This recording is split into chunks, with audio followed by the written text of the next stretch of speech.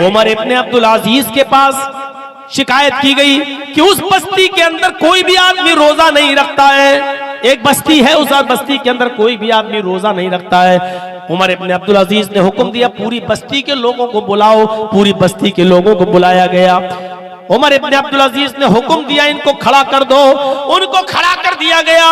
उमर इब्ने अब्दुल अजीज ने कहा, कोड़ा दे दो जल्लाद को। कोड़ा दे दिया गया सिपाहियों को और कहा कि इस कोड़े को मारना शुरू करो और सबको 50-50 कोड़े लगाओ, दुर्रे लगाओ। ये बेनमाजी लोग हैं। एक पुलिस वाला आवाज देता है कोड़ा लगाने से पहले कि अमीरुल मोमिनीन, इन पूरी की पूरी बस्ती में एक आदमी जो बीच में खड़ा है वो रोजेदार है, वो रोजा रखता है। मैं जानता हूं कि उसका रोजा कभी नहीं छूटता, वो रोजेदार है। उमर इब्ने अब्दुल अजीज ने कहा उसको निकाल लो, उसको हटाओ। कहां है वो? उसको निकाला गया। इधर आओ भाई, तुम तो रोजे से हो। कहा जी। पूरे रखते हो? कहां? उमर इब्ने अब्दुल अजीज ने कहा इसको दाहिने तरफ खड़ा करो और इसी को सबसे पहले कोड़े मारो। रोजेदार एक रोजा नहीं छोड़ता है, लेकिन उमर इब्ने अब्दुल अजीज कह रहे हैं इसको दाहिनी तरफ खड़ा करो। ये बेरोजगारों को बाद में मारना, पहले इसको मारो और 50 कोड़े इससे शुरू करो, क्योंकि ये अकेले रोजा रखता है और पूरी बस्ती में नाफरमानी होती रही, लोग रोजा छोड़ते रहे। लेकिन ये किसी को ये नहीं कहता कि अल्लाह के अजाब से डरो, तुम भी रोजा रखो। ये अल्लाह के तबलीग नहीं करता है, ये कुरान और हदीस की दावत नहीं देता, ये लोगों को बुराइयों से नहीं रोकता है। खुद रोजा रख रहा है लेकिन लोगों को नहीं रखने का हुक्म दे रहा है। खुद अच्छे काम कर रहा है लेकिन लोगों को अच्छे काम की तरफ नहीं बुला रहा। इसी से शुरू करो, इसी से शुरू करो। ये आदमी डबल मुजरिम है। या अय्युहल्लज़ीना आमनू उदखुलू फिस्सिल्मि काफ़ा। ईमान वालों, कलमा पढ़कर तुम ईमान में दाखिल तो हो गए, कलमा पढ़कर तुम इस्लाम में दाखिल तो हो गए, लेकिन मुसलमान अभी नहीं बने हो मुकम्मल। मुसलमान कब बनोगे? जो चीजें करने की हैं जब तक उनको करोगे नहीं, और जो चीजें छोड़ने की हैं जब तक तुम उनको छोड़ोगे नहीं, तो मुसलमान नहीं बन सकते। वही हमें और आपको गौर करना है। इस्लाम जो सारी दुनिया में सबसे बेहतर और अफजल मजहब, इन्नद्दीना इंदल्लाहिल इस्लाम, अल्लाह की दृष्टि में और अल्लाह की नजर में सबसे प्यारा और सबसे महबूब दीन इस्लाम है। अल-यौम अकमलतु लकुम दीनकुम व अतममतु अलैकुम निअमती व रदीतु लकुमुल इस्लाम दीना। आए मोहम्मद सल्लल्लाहु अलैहि वसल्लम, आज मैंने तुम्हारे लिए तुम्हारे दीन को मुकम्मल कर दिया। अब इस्लाम देखिए क्या है। आए नबी, हमने आज इस्लाम को मुकम्मल कर दिया। वही इस्लाम माना जाएगा जो अल्लाह के रसूल पर मुकम्मल हुआ और अल्लाह के नबी ने हमें दिया। और जो इस्लाम का नाम लेकर नबी के बाद भी जो लोग काम कर रहे हैं और करवा रहे हैं, वो इस्लाम का हिस्सा नहीं हो सकता है। नबी के बाद जो चीजें राइज हुई हैं और जिनको इस्लाम का नाम दिया जा रहा है कि ये करो बड़ा सवाब, ये करो बड़ा सवाब, वो इस्लाम नहीं हो सकता। इस्लाम वही माना जाएगा जो अल्लाह के नबी जनाब मुहम्मद रसूलुल्लाह सल्लल्लाहु अलैहि वसल्लम ने दिया है। अल-यौम अकमलतु लकुम दीनकुम व अतममतु अलैकुम निअमती, आज मैंने तुम्हारे लिए तुम्हारे दीन को मुकम्मल कर दिया है। वो अतममतु अलैकुम निअमती, और अपनी नेमतों का इत्माम कर दिया है, अपनी नेमतें पूरी कर दी हैं। जो हलाल होने की थी वो हलाल हो चुकी हैं, जिनको हराम करना था वो हराम हो चुकी हैं। अब इसमें कमी और बेशी नहीं की जा सकती है। जो जैसा था वैसा कर दिया गया, अब उसमें ना इजाफा होगा, ना कमी होगी, ना ज्यादती होगी। वरज़ीतु लकुमुल इस्लाम दीना, और अब मैं तुम्हारे इस दीन इस्लाम से राजी और खुश हो गया। अल्लाह उसी इस्लाम से राजी और खुश है। ये जो लोग बचते हटते जा रहे हैं बच्चे, यहाँ एक एक करके आदमी बैठता जाए, आप लोग जाते जाइए। जब हटना ही था तो बीच में घुसना नहीं चाहिए था। बस शक्ल देखने आए थे, फोटो खींचे और चल दिए।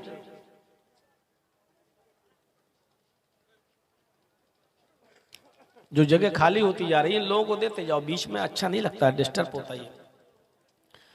तो मेरे भाइयों, अल्लाह उस इस्लाम से राजी है, अल्लाह उस इस्लाम से खुश है जो मोहम्मद रसूलुल्लाह सल्लल्लाहु अलैहि वसल्लम पर मुकम्मल हुआ है।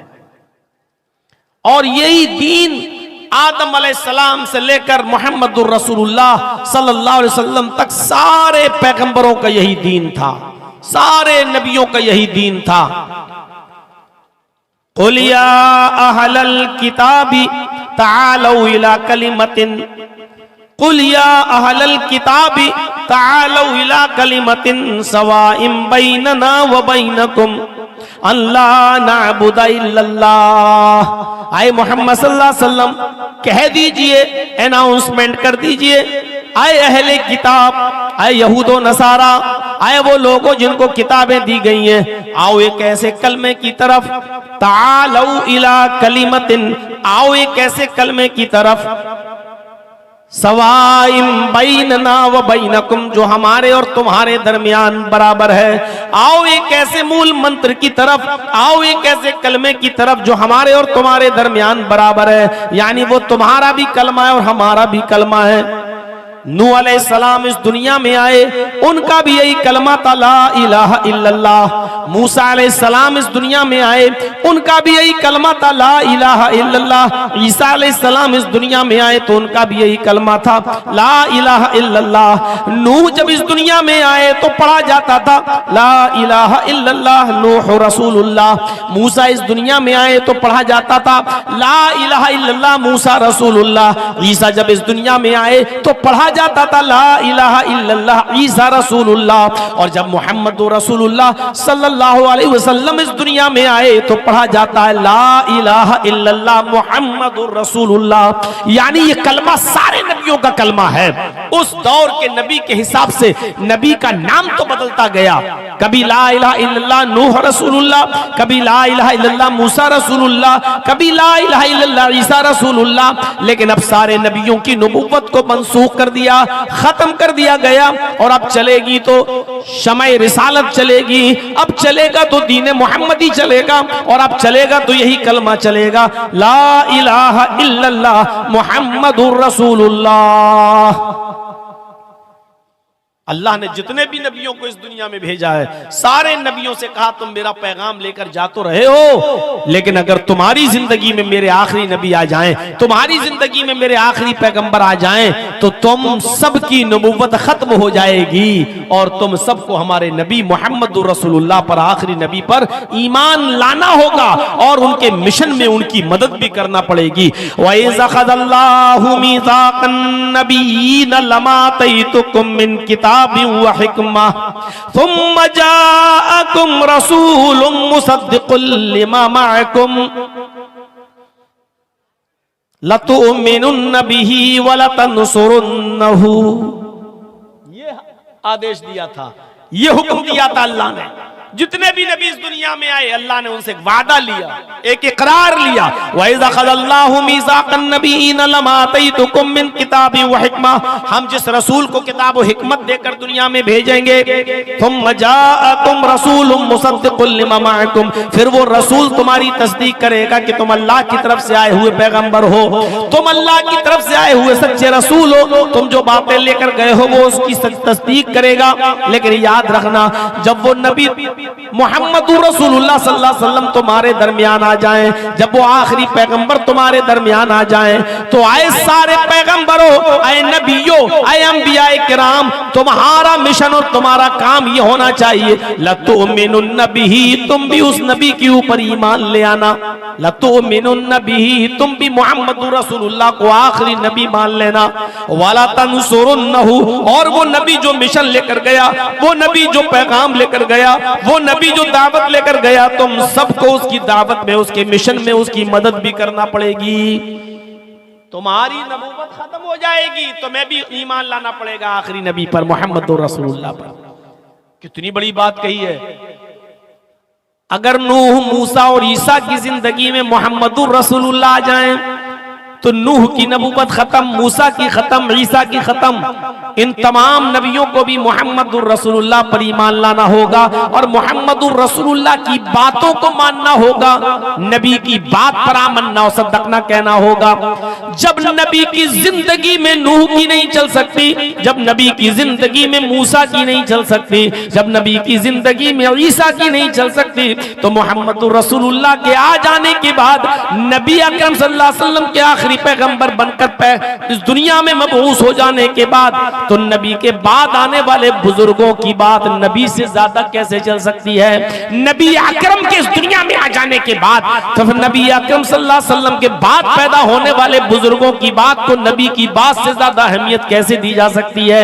इतनी सी बात सोचिए, जब नूह की नहीं चल सकती, मूसा की नहीं और ईसा की नहीं चल सकती, और आसमानी किताबें जो नाजिल हुई तौरात, ज़बूर, इंजील, जब मुहम्मदुर रसूलुल्लाह के आ जाने के बाद तौरात, इंजील और ज़बूर नहीं चल सकती, तो नबी अकरम के इस दुनिया में मबूस हो जाने के बाद नबी के बाद आने वाले बुजुर्गों की किताबों को कुरान और हदीस का दर्जा कैसे दिया जा सकता है? इस बात को जरा समझने की कोशिश कीजिए। हर मुसलमान अगर समझ ले तो बहुत आसानी के साथ उसके जहन में ये बात आ जाएगी। आगे बढ़िए मेरे भाइयों, सारे नबियों का यही दीन था। अब हम गौर करें, क्या इस दीन के अंदर हम पूरे के पूरे दाखिल हैं? आइए, कितने मुसलमान हैं जो नमाज के पाबंद हैं? कितने मुसलमान हैं जो अभी रमजान का महीना आने वाला है, गालिबन 2 मार्च से शुरू हो जाए, कितने मुसलमान हैं जो रमजान के महीने में पूरे के पूरे रोजे रखते हैं? कितने मुसलमान हैं जो साहिब हैसियत और साहिब इस्तिताअत हैं और अपने माल की पूरी पूरी ज़कात अदा करते हैं? मेरे भाइयों, कितने मुसलमान हैं जो साहिब हैसियत हैं और साहिब इस्तिताअत हैं और ताकत है उनके पास, जो खाने काबा का जो हज करके आए हैं? कितने मुसलमान हैं बैठे हैं, अभी नहीं जाएंगे, 2 बेटियां और रह गई हैं, इनकी शादी कर दें तब फ्री हो जाएंगे, फिर जाएंगे हज करने। हर बाप यही सोचे बैठा हुआ है। शादियां करना सुन्नत है और हज करना फर्ज है, और कोई भी फर्ज इसलिए मुलतवी नहीं हो जाएगा कि बेटे की शादी कर दो या बेटियों की शादी कर दो उसके बाद आप जाएंगे। आपके पास हैसियत हो गई, इस्तिताअत हो गई, अब आपको इसी वक्त हज करने के लिए तैयारी करना और जाना है। और याद रखना, अगर बेटे और बेटियों की शादी के इंतजार में रुक गए कि 2 बेटियां इनकी शादी करके जाऊंगा, और उनकी शादियों से पहले अगर आपका इंतकाल हो गया, तो आपकी मौत किस हाल में हो रही है आपको ये पता है? अल्लाह के नबी सल्लल्लाहु अलैहि वसल्लम फरमाते हैं, माता अलल मजूसिया, ये आदमी आग का पुजारी बनकर मरेगा, आतिश परस्त बनकर मरेगा, मजूसियत की मौत पर इसकी रूह निकलेगी। माता अलल मजूसिया, ये शख्स मजूसियत की मौत पर मरेगा। इस्तिताअत है आपके पास, क्यों नहीं जा रहे हज करने? सब बेटियों की शादी करना तब जाएंगे। बेटियों की शादी करोगे, ठीक है, बेटियों की शादी हो जाएगी, हज करके आओ तब हो जाएगी। अब हमारे जहन में क्या है, बेटियों की शादी में लाखों रुपया खर्च होगा। ये जो चीज आई है हमारे जहन में, मेरे भाइयों, यही फजूल खर्ची ने आज हमें फर्ज इबादतों से रोक दिया है। किसने कहा है कि बारात आप अपने घर पे बुलाइए? और किसने कहा है कि आप 100, 150, 200, 250, 300 आदमियों की बारात लेके जाइए? किसने कहा आपसे? ये इतने उलमा बैठे हैं स्टेज पर, और मैं 25 साल से तकरीबन इस एरिया में, कटिहार, बिहार, पूर्णिया, अररिया और ये सब इलाका में 25 साल से दौड़ रहा हूं, तकरीरें कर रहा हूं, और बार बार हर स्टेज पर हमारी बातों में ये सारी बातें आती हैं। आज तक तो कोई आलिम हमें बता नहीं सका कि बारात का सबूत फला फला हदीस में मौजूद है। कहां लिखा है कि लड़की वाला भी बारातियों को अच्छा से अच्छा खाना खिलाए और अच्छे से अच्छा पिलाए और अच्छे से अच्छा उनकी मेहमान नवाजी करे? कौन सी हदीस में लिखा है? कौन सा इस्लाम कहता है? अगर कोई आपको ये कहे कि मैं अपने लड़के की बारात लेकर आपके घर आ रहा हूं, आप कहिए आइए। अगर कोई कहता है कि 300 आदमी आएंगे साहब, आप कहिए 300 नहीं 400 लाइए। आप बेटी वाले हो, मैं आपको जो तजर्बा जो बात बतला रहा हूं उसको गांठ बांध लो। और कोई है माँ का लाल जो उठे और कहे कि मौलवी जर्जीस ने कुरान और हदीस के खिलाफ ये बात कही है, उसको कहिए कि 300 नहीं 400 लाइए, 500 लाइए। और जब ये सब पहुंच जाएं, आप सबको सिर्फ एक एक गिलास पानी पिला के भगाइए, एक कप चाय भी मत पिलाइए। और आप ऐसा करना शुरू कर देंगे ना, अपने आप बारात खत्म हो जाएगी। और जब वो कहें कि साहब आप क्या कर रहे हैं मेहमानों की, आप मेहमान हैं कहां? आप तो मेरी बेटी के साथ निकाह करने के लिए अपने बेटे को लेकर आए हो और साथ में इतने लोग भी लेकर आए हो। मुझे ये दिखा दो कि अल्लाह के रसूल ने कभी कहा है कि इन बारातियों को चाय पिलाओ, खजूर खिलाओ, पानी पिलाओ और इनको खाना खिलाओ, और मीट खिलाओ, बकरा खिलाओ, मुर्गा खिलाओ और अच्छी से अच्छी मेहमान नवाजी करो। आप हमें दिखा दीजिए, हम करने के लिए तैयार हैं।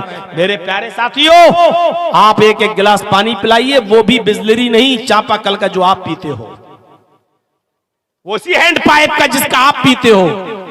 और कहो ठीक है आप निकाह करिए और ले जाइए हमारी बेटी को, हो गया। 500 नहीं 1000 आदमी को बुलाइए। आप लड़की वाले के घर जाकर 400-500 आदमी बैठकर बोझ बनोगे हैं? वो आदमी कर्ज लेकर बेचारा आपको खिलाएगा पिलाएगा और आपके पेट को ठूसेगा, भरो लो है। उस आदमी के ऊपर आप मुसीबत बनेंगे जो अपनी बेटी भी आपको दे रहा है। हम आप गौर करें कि कितने % मुसलमान हैं, हमारा दिल अंदर से गवाही देगा। खोलिए अपने गरीबान के बटन और दिल से पूछिए हम मुसलमान हैं। जब आपका दिल कह दे कि हाँ, तो उससे पूछिए हम कितने % मुसलमान हैं, आपका दिल अंदर से गवाही देगा। बहुत बड़ा काम कर रहे हैं आप माशाअल्लाह। एक मस्जिद की तामीर, एक मस्जिद की तौसी, बढ़ चढ़ के हिस्सा लिया है। लेकिन याद रखिए मस्जिद तो बन जाएगी और आप थोड़ी बनाएंगे। जिसके नाम पर बन रही है, अल्लाह का घर है, वो इंतजाम कर देगा। आपको मस्जिद बनाने की फिक्र होनी चाहिए, लेकिन उससे ज्यादा फिक्र ये होनी चाहिए कि मस्जिद तो आलीशान बन जाएगी, मस्जिद में तो एसी लग जाएगा, लेकिन इस मस्जिद में नमाज पढ़ने वालों की मिकदार कितनी रहेगी, इस बात की फिक्र होनी चाहिए। अभी जर्जीस साहब का जलसा खत्म हो जाएगा 1:30 बजे के आसपास, तो मेरे भाइयों अब आप अपनी जिस मस्जिद में नमाज पढ़ते हो, फजर में देखिएगा इस जलसे के बाद आपकी मस्जिद कितनी भरती है। आज उठिएगा, मस्जिद में जाइएगा और मुशाहिदा करिएगा कि फजर के अंदर इस मस्जिद में कितने नमाजी आ रहे हैं। आपकी मस्जिद में आने वाले नमाजी ये बता देंगे कि आज का 24 फरवरी का ये जलसा जो आपके बबुला बोना में हो रहा है, ये कितने % कामयाब हुआ और कितना नाकाम हुआ। सुबह में फजर की नमाज में मस्जिद बता देगी कि आपका जलसा कितना कामयाब हुआ और कितना नाकाम हुआ। सुबह फजर की नमाज पढ़ने जाओ तो मस्जिद से सवाल कर लेना, अरे मस्जिद बताओ आज की रात का जलसा कितना कामयाब हुआ। मस्जिद के नमाजी आपको बता देंगे कि कितना कामयाब हुआ। मस्जिद तो बना ली शब भर में ईमान की हरारत वालों ने, मन अपना पुराना पापी रहा बरसों में नमाजी बन न सके। कोई पूछने की जरूरत नहीं, मस्जिदों से सवाल करिए कि मस्जिद बता कितना जलसा कामयाब हुआ। मस्जिद बता देगी कामयाब नहीं हुआ।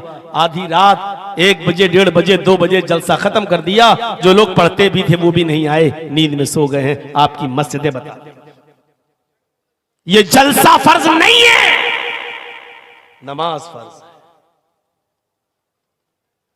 जलसा आप नहीं भी कराते तो गुनाहगार नहीं होते, लेकिन फजर की नमाज में अगर आप मस्जिद में नहीं जा रहे हैं तो गुनाहगार हो रहे हैं। या अय्युहल्लज़ीना आमनू दुखुलू फिस्सिल्मि काफ़ा, ईमानो वालो तुम इस्लाम के अंदर पूरे के पूरे दाखिल हो जाओ। आइए चंद चीजें बताता हूं, इन चीजों पर गौर करके अपने आप को टटोलिए और देखिए हम कितने % मुसलमान हैं। हजरत मुआज़ इब्न जबल फरमाते हैं कि अल्लाह के रसूल सल्लल्लाहु अलैहि वसल्लम ने मुझे 10 बातों की नसीहत फरमाई, 10 बातों की वसीयत फरमाई। इन 10 बातों पर मैं आज के प्रोग्राम में चल तो नहीं पाऊंगा, तर्जमा कर दूंगा, लेकिन कुछ चीजें मैं उठा रहा हूं। सुनिए मेरे भाइयों, हजरत मुआज कहते हैं कि अल्लाह के रसूल सल्लल्लाहु अलैहि वसल्लम ने मुझे 10 बातों की वसीयत की। ये 10 चीजें हम गौर करेंगे और हर आदमी सोचे कि ये इस्लाम का हिस्सा है, ये कितनी चीजों पर हम अमल कर रहे हैं। पहली चीज, आए मास ला तुशरिक बिल्लाहि शैअन इन कुतिलता हुर्रिकता। आए मास, अल्लाह के साथ कभी भी किसी भी हाल में किसी को शरीक मत करना, शिर्क मत करना। ला तुशरिक बिल्लाहि इन कुतिलता हुर्रिकता, अगर तुझे काट दिया जाए, कत्ल कर दिया जाए, औ हुर्रिकता, या तुझे जलाकर राख कर दिया जाए। अब शिर्क समझते हैं किसे कहते हैं? शिर्क में एक चीज मैं समझाऊंगा, उसी से आपको समझ जाएंगे। शिर्क कहते हैं अल्लाह की जातो सिफात और उसके इल्म और उसकी रुबूबियत और उलूहियत में किसी दूसरे को शरीक करना। मसलन आप ये कहें कि सजदा अल्लाह को है, लेकिन किसी और को भी हम सजदा कर सकते हैं। ये इबादत का नहीं, ताजीमी सजदा। आप इस तरीके की अगर बातें करते हैं, हम अल्लाह से दुआ करते हैं कि अल्लाह तू मुझे शिफा दे, आय अल्लाह मेरे बाप का इंतकाल हो गया तो उनको जन्नत दे। ये दुआ हम कहीं और जाकर भी कर सकते हैं कि आप हमारे बाप के लिए दुआ कीजिए अल्लाह ताला से कि अल्लाह ताला मेरे बाप को बख्श दे। या कहीं जाकर हम कहें कि बेटा ने शादी को 20 सालें हो गई हैं, 10 सालें हो गई हैं, बच्चा नहीं हो रहा है, आप हमें अल्लाह से दुआ करके, अल्लाह से सिफारिश करके मुझे बेटा बेटी दिलवा दो। मेरे भाइयों, आप डायरेक्ट मांगिए। शिर्क को समझने के लिए एक और मिसाल मैं देता हूं आपको। एक चीज होती है कुफ्र और एक चीज होती है शिर्क। इंतहाई मजबूरी में जहां आपकी जान को खतरा है और कोई आपसे कुफ्र करा रहा है, वहां अपनी जान को बचाने के लिए कुफ्र करना जायज हो जाता है, लेकिन शिर्क करना उधर भी जायज नहीं है। मसलन कोई शख्स आपको पकड़ ले, चाकू निकाल ले, पिस्टल निकाल ले, खंजर निकाल ले और 4-5 लोग आपको पकड़ लें और पकड़ कर कहेंगे किसको मानता है? आप कहो अल्लाह को, और वो मारे थप्पड़, अल्लाह का इनकार कर, अल्लाह का इनकार कर, अल्लाह का इनकार कर। और ऐसी सूरत में आपकी जान जाने वाली हो और आप जानते हो कि जब तक अल्लाह का इनकार नहीं करेंगे ये आदमी मुझे छोड़ेंगे नहीं, मार डालेंगे। ऐसी सूरत में, ऐसी शक्ल में आप अल्लाह का इनकार कर सकते हैं और अपनी जान बचा सकते हैं, जायज। हाँ ठीक है, हाँ ठीक है, अल्लाह नहीं है, हाँ ठीक है, ठीक है, जान बचाने के लिए। लेकिन वो भी जबान से कह सकते हो, दिल में आपको यही रखना पड़ेगा, नहीं हम बस जान बच जाए, हम तो अल्लाह को मानते ही हैं, अल्लाह पर तो हमारा ईमान है ही। सिर्फ अपनी जबान से उनके सामने ये जुमला कह दो कि ठीक है मैं अल्लाह का इनकार करता हूं, मुझे छोड़ दो, आपकी जान बच गई। घर आइए, फिर से कहिए कि अल्लाह मैंने, तू मेरे दिल का हाल जानता है, मैंने दिल से तेरा इनकार नहीं किया था, जायज। ये सब मोबाइल छीनो तो इनके, मोबाइल छीन के दूसरे लोगों जो पीछे खड़े उनको भी डिस्टर्ब करते हैं। क्या करोगे? मौलाना जर्जी साहब की फोटो लेके जन्नती हो जाओगे क्या? एक तो खड़े हैं, दूसरा फोटो और कैमरा। चाहे तो इधर भी बैठ सकते हैं ये लोग।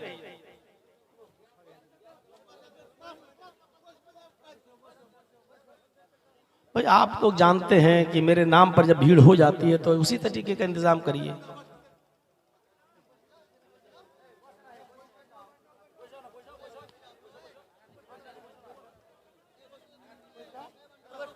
अब आइए इधर तवज्जो दीजिए, नहीं सुनेंगे भी नहीं और सुनने भी नहीं देंगे।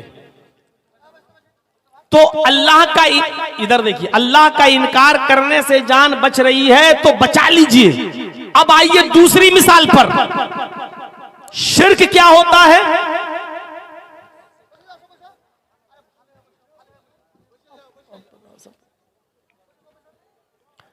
अब शिर्क देखिए, वही 4-5 लोग आपको पकड़े हुए हैं, जबरदस्ती पकड़े हुए हैं, आपको मार भी रहे हैं और ये कह रहे हैं कि तू मुझे सजदा कर, मैं सरदार हूं इस कौम का, या ये मेरे सरदार है मेरे कौम के, इनको सजदा कर। जब तक तू इनको सजदा नहीं करेगा मैं तुझे नहीं छोड़ूंगा। अब देखिए, जब तक तू मुझे या मेरे सरदार को सजदा नहीं करेगा मैं नहीं छोड़ूंगा, कत्ल कर दूंगा, मार दूंगा। तो ऐसे मौके पर अपनी जान बचाने के लिए आप उसको या उसके सरदार को सजदा नहीं कर सकते हो। यहां जान जा रही है तो जाने दो, लेकिन आप किसी गैर के सामने सजदा नहीं कर सकते हो। सजदा कर लिया तो शिर्क हो गया।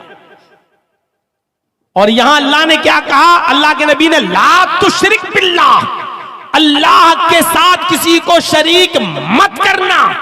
इन कुतिलता औ हुर्रिकता, अगरचे तुझे कत्ल कर दिया जाए या जलाकर कोयला बना दिया जाए, राख कर दिया जाए, अपने जिस्म को राख करवा लेना, लेकिन किसी गैर के सामने सजदा नहीं करना। अल्लाह का इनकार करके जान बच रही है तो बचा लेना, लेकिन गैरुल्लाह को सजदा करके अगर जान बच रही है तो मत बचाना। अपने आप को कत्ल करवा लेना, अपने आप को मार अगर वो टुकड़े टुकड़े करें और जलाएं तो जलवा लेना, लेकिन अल्लाह के अलावा किसी गैर के सामने सजदा ना करना। यही बात कह रहे हैं अल्लाह के नबी मुआज इब्न जबल से,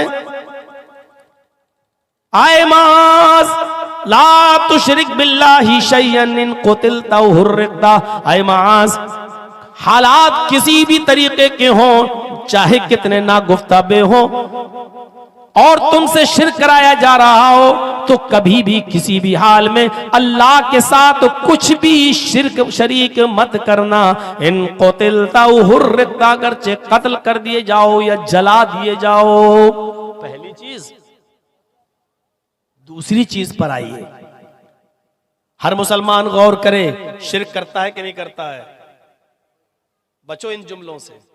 कभी कभी हम लोग कह देते हैं ना, ओफो क्या डॉक्टर है यार, उस डॉक्टर ने मेरे बाप को बचा लिया। ओफो मेरा बेटा कितना बीमार था, उस डॉक्टर के पास दवा लेने गए, उस डॉक्टर ने मेरे बेटे को मरने से बचा दिया। निकल जाता है हमारे मुंह से, लेकिन बचो इन जुमलों से। एहतियात पर तो आपको यह कहना चाहिए, क्या शिफा दी है अल्लाह ने उस डॉक्टर के हाथ में, उसकी दवा में। एक खुराक कोई खाता है, अल्लाह उस डॉक्टर की दवा से शिफा दे देता है। अल्लाह ने उस डॉक्टर की दवा में ऐसी शिफा दी कि मेरे बाप बच गए, मेरा बेटा बच गया। ये जुमले बोलिए। जहां आपने ये बोल दिया, क्या डॉक्टर है यार, उसने तो ऐसी दवा दी, मेरे बाप को मरने से बचा लिया, मेरे बेटे को मरने से बचा लिया। अरे मेरे बेटा तो आखिरी सांसें ले रहा था, डॉक्टर क्या डॉक्टर है, उसने बचा लिया। कितना बड़ा गुनाह कर रहे हैं, अगरचे हमारे दिल में नहीं है, लेकिन शिर्क चींटी की चाल से ज्यादा बारीक है। हमारे घर में कुत्ता पला हुआ है, एक मिसाल दे रहा हूं, रात भर निगरानी करता है। चोर घुसने वाले थे, हमारे घर में डाका डालने वाले थे, कुत्ते ने भौंकना शुरू कर दिया, चोर भाग गए। आपने सुबह उठकर कह दिया, ओफो अगर घर में कुत्ता नहीं होता तो चोरी हो जाती। इसका मतलब ये हुआ कि कुत्ते ने चोरी बचाई। आपने कह दिया घर में कुत्ता नहीं होता तो चोरी हो जाती। आप ये कहो, ओफो अल्लाह ने इस कुत्ते की वजह से मेरे घर में चोरी बचवा दी। अगर मेरे घर में, हालांकि घर में कुत्ता नहीं पाला जा सकता है, लेकिन एक मिसाल मैं दे रहा हूं आपको। तो मेरे भाइयों, शिर्क चींटी की चाल से ज्यादा बारीक होता है। ला तुशरिक बिल्लाहि इन शैअन इन कुतिलता औ हुर्रिकता। पहली चीज हो गई। दूसरी चीज पर आइए, क्योंकि एक चीज पर हम बोलने लगेंगे तो सारा टाइम इसी में चला जाएगा। आइए दूसरी चीज, हम और आप गौर करें कितना शिर्क कर रहे हैं।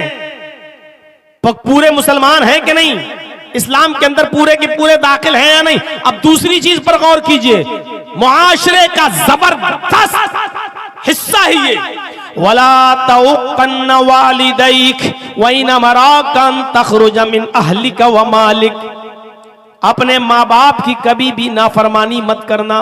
वालिदैक में दोनों चीजें शामिल है, माँ भी और बाप भी। वला तउक़न्न वालिदैक, अपने माँ और बाप दोनों की कभी भी किसी भी हाल में नाफरमानी मत करना। आगे वाला जुमला सुनो, थोड़ा सा बुरा लगेगा, और जो लोग अपने माँ बाप से नाराज हैं उनको तो हकीकत में बुरा लगेगा। हो सकता है कि जलसे से उठ के भागने लगे कि मौलवी मेरी हमारे खिलाफ बोल रहा है। वला तउक़न्न वालिदैक, अपने माँ बाप की कभी नाफरमानी मत करना। व इन अमराका अन तख़रुज मिन अहलिका व मालिक, अगरचे वो दोनों यानी माँ और बाप तुम्हें हुक्म दें इस बात का कि तुम मेरे घर से, अहलो अयाल से निकल जाओ, मालो दौलत छोड़ो, यही रख दो जो तुमने कमाया, भागो यहां से, भागो यहां से। अन तख़रुज मिन अहलिका व मालिका, अगर वो तुम्हें तुम्हारे माल से बेदखल कर दें और तुम्हारे अहल वयाल यानी बीवी बच्चों से भी बेदखल कर दें, तो तुम्हें अपने बीवी बच्चों को छोड़ना पड़ेगा और अपना कमाया हुआ माल भी छोड़ना पड़ेगा, इसलिए कि तू भी और तेरा कमाया हुआ माल भी तेरा नहीं है, ले अबीक तेरे बाप का है। अगर बाप ने तुझे पैदा नहीं किया होता तो तू कहां से कमाता? तो अल्लाह के नबी सल्लल्लाहु अलैहि वसल्लम ने फरमाया, इन्नका व मालुका ले अबीक, तू भी और तेरा माल भी तेरे बाप के लिए है। अगर वो कहे जा बीवी बच्चे छोड़ भाग यहां से, मैं तुझे निकाल रहा हूं अपने घर से, तो बीवी बच्चों को छोड़ के भाग जाओ, निकल जाओ। वो कहे कि सारा माल जो तुमने कमाया छोड़ो, यहां पर रख दो यहां, और फिर तुम्हें निकाल दे, तो तुम्हें अपना माल भी छोड़ना पड़ेगा। अपना माल क्या छोड़ोगे अपने बाप को? बाप की तो वरासत पे तो फल फूल रहे हो, बाप के मरने का इंतजार कर रहे हो कब मरे और ये हिस्सा हमें मिले। मेरे भाइयों, वो अपना माल बाप के लिए क्या छोड़कर भागेगा? यहां मां बाप का मकाम और मर्तबा बताया जा रहा है कि कितना ऊंचा है, कि कभी भी किसी भी हाल में उनकी नाफरमानी नहीं करना है। हजरत इब्राहिम अलैहिस्सलातु वस्सलाम अपने बेटे इस्माइल से मिलने गए बहुत दिनों के बाद। वो मुल्के शाम में थे, जब उनसे मिलने के लिए गए दरवाजे को खटखटाया। इस्माइल अलैहिस्सलाम की बीवी ने दरवाजा खोला। इस्माइल की बीवी नहीं जानती थी कि ये मेरे शौहर के बाप हैं, यानी मेरे ससुर हैं, मालूम नहीं था उनको। और इब्राहिम अलैहिस्सलाम ये जानते थे, जब ये औरत ने दरवाजा खोला तो ये मेरे बेटे की बीवी ही होगी। पूछा, बेटी मुझे इस्माइल से मिलना है। बहू ने जवाब दिया बुजुर्गवार से कि इस्माइल तो घर पे है नहीं, वो तो जंगल की तरफ गए हुए हैं, घर में खाने पीने को कुछ नहीं था, इसलिए शिकार करने के लिए गए। कोई जानवर जो हलाल होगा उसका शिकार करके लाएंगे तब खाना बनेगा, वो घर पे नहीं है। इब्राहिम अलैहिस्सलाम ने बातें ही बातों में पूछ लिया, बेटी घर का गुजर बसर तुम्हारा कैसा चलता है, क्या हाल है तुम्हारे घर का? कहने लगी, बहुत बुरा, इंतहाई गरीबी में मेरी जिंदगी गुजर रही है। सुबह अगर खाने को मिल जाता है तो शाम को भूखी सोती हूं, और शाम को अगर खाने को मिल जाए तो दूसरे दिन सुबह भूखा उठना पड़ता है, और फिर खाने को कुछ नहीं। बहुत तंगी है, बहुत परेशानियों में हमारी जिंदगी गुजर रही है। इब्राहिम अलैहिस्सलातु वस्सलाम ने कहा, ठीक है बेटी, अब मैं तो जा रहा हूं, आया तो था तुम्हारे शौहर से मिलने, लेकिन तुम्हारे शौहर तो मिले नहीं, अब मैं जा रहा हूं। जब तुम्हारे शौहर घर पे आ जाएं, ये नहीं कह रहे हैं कि मैं यानी मेरा तुम्हारा शौहर या मेरा बेटा घर पे आ जाए, ये नहीं कह रहे, बल्कि क्या कह रहे हैं, जब तुम्हारा शौहर घर पे आ जाए तो उससे कहना कि एक बूढ़ा आदमी आया था, एक बुजुर्ग आदमी आया था, वो तुम्हें सलाम कहकर गया है, और उसने ये भी मशवरा दिया है, तुम्हारे घर की चौखट ठीक नहीं है, अपने घर की चौखट बदल दो। औरत कहती है कि पागल हो गया ये बुढ़ा, सटिया गया, घर की चौखट तो ठीक है, गर्मियों में हवा आती है, सर्दियों में धूप आती है, मैं अपनी चौखट घर की क्यों बदलूं? और ये बुढ़ा होता कौन है मशवरा देने वाला? दिल में सोचती है, कहा ठीक है वो आएंगे तो कह देंगे। इब्राहिम अलैहिस्सलाम वहां से चले गए। शाम को जब इस्माइल अलैहिस्सलाम शिकार का गोश्त लेकर आए, बीवी खाना बनाने लगी और बीवी ने खाना बनाते बनाते फरमाया, मेरे सरताज आज एक बूढ़ा आदमी आया था। अच्छा कुछ कह रहा था, उसने आपको सलाम कहा। सलाम का नाम सुना इस्माइल समझ गए, एकदम सही से बैठ गए। अच्छा बूढ़ा आदमी आया था, मुझे सलाम बोला है कि हाँ वो आपको सलाम बोल कर गए। वालैका वालैहिस्सलाम, वालैकी वालैहिस्सलाम, उन पर भी सलामती हो, तुम पर भी सलामती हो। और कुछ कहा उन्होंने? कहा वो बुढ़ा बड़ा दिमाग का खिसका हुआ लग रहा था, सटियाया हुआ लग रहा था। कहा क्यों? कहा वो कह रहा था कि जब तुम्हारे शौहर घर पे आ जाएं तो उनसे कहना कि तुम्हारे घर की चौखट ठीक नहीं है, उसको बदल दो, चेंज कर दो, घर की चौखट ठीक नहीं है। इस्माइल अलैहिस्सलाम ने कहा, मेरी बीवी, उसने तुमसे कुछ पूछा था? कहा उसने पूछा था घर में गुजर बसर कैसी चल रही, जो हकीकत थी मैंने बता दिया। मैंने कह दिया कि अच्छी नहीं चल रही है, सुबह खा लो तो शाम को भूखा सोना पड़ता है, और शाम को खा लो तो सुबह भूखा उठना पड़ता है, फिर कुछ मिलता ही नहीं। बड़ी तंगी में, बहुत ही परेशानी में हमारी जिंदगी गुजर रही है। फरमाया मेरी बीवी, वो बुजुर्ग बुढ़ा मेरा बाप था, तुम उसकी बहू, उसने मुझे सलाम कहा है, मैंने जवाब दे दिया है। उसने कहा घर की चौखट बदल दो, तो इस चौखट को बदलने की बात नहीं कही थी। उसने चौखट को बदलने का मतलब यह था कि तुम अल्लाह की नाफरमान बंदी हो, नाशुक्री बंदी हो। तुमने कहा घर की गुजर बसर अच्छी नहीं चल रही है, तुम्हें तो कहना चाहिए था कि अल्हम्दुलिल्लाह, अल्लाह का शुक्र है, उसने जिस हाल में भी रखा है हमारी जिंदगी बड़ी अच्छी गुजर रही है, अल्लाह ने जिस हाल में रखा है मैं खुश हूं। तुम्हें यह कहना था, लेकिन तुमने कहा बड़ी तंगी में गुजर रही है, तुमने अल्लाह की नाशुक्री की है, इसलिए मेरे बाप ने मुझे हुक्म दिया है अपने घर की चौखट बदल दो। इसका मतलब यह है कि मेरे बाप ये कह कर गए हैं कि अपनी बीवी बदल दो। ऐसी नाशुक्री और नाफरमान बीवी को तुम अपनी बीवी न रखो, इसको तलाक दे दो। ओ मेरी बीवी, मैं सब कुछ मान सकता हूं लेकिन अपने बाप की नाफरमानी नहीं कर सकता, जा मैं तुझे तलाक दे रहा हूं। बाप का हुक्म यह था। गुजर रही होगी लड़कों पर, अरे क्या बैठ के लेके बैठ गए मौलाना साहब, सब बाप का ही हक है, औलाद का कोई हक ही नहीं है। इब्राहिम अलैहिस्सलाम ने हुक्म दिया और बेटे ने उसको कर डाला। इस्माइल ने दूसरी शादी की, फिर कुछ अरसे के बाद इब्राहिम अलैहिस्सलाम दोबारा आए। इस्माइल अलैहिस्सलाम दोबारा भी नहीं थे, शिकार खेलने गए हुए थे। फिर दरवाजे को दस्तक दी, दूसरी वाली जो बीवी नई थी उन्होंने दरवाजा खोला, सलाम अलैकुम, वालेकुम अलैकुम हुआ।